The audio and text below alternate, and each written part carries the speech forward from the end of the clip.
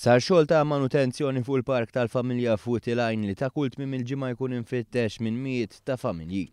Xogħol li kien ilu jinħass il-ħtieġa tiegħu speċjalment minħabba nuqqas ta' pjanar f'ċerti aspetti tal-park meta kien ippjanat. Iċ-Chairman tal-Family Park Maintenance Unit Joe Merċieqa spjega li dawn kienu ta' tħassib ukoll anke minħabba s-sigurtà. Pereżempju ma kienux hawn aċċess għal nies li jidħlu wheelchair pereżempju. Kienu ħafna postijiet, nista' ngħidlek pereżempju ċnud baxxi fejn kien hemm postijiet għoljejn li tarbija se letteralment titla' maċ-ċentru ta' isfel. Żjara fil-Park tal-Familja turi kif ħafna partijiet l-art inksid bit-terf u saru numru ta' tined u gazebos.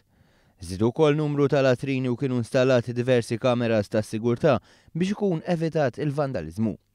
Meta żar il-park il-Ministru għall-Ambjent Leo Brincat innota kif ix-xogħlijiet saru grazzi għal ħaddiema tal-Gvern li jaħdmu fis-sezzjoni tal-parks. Ħaddiema tal-Gvern ilhom żmien twil jagħtu ċertu impenn hawnhekk. Issa żiedilhom ir-responsabbiltà għaliex kien hemm diversi kuntratti li kienu ġew negozjati mill-amministrazzjoni l-oħra illi skadew u nista' ngħid biċċa minn quddiem illi kemm ilhom qed jagħmlu x-xogħol li ħaddiema tal-parks, ix-xogħol qed isir iktar malajr, iktar fil-pront u qed isir f'mod iktar effiċjenti. Il-Ministru Brincat qal li l-Gvern se jkompli wettaq aktar xogħol ta' tisbieħ u reġa' tenna li l-Gvern m'għandu l-ebda ħsieb li jipprivatizza l-Park tal-Familja.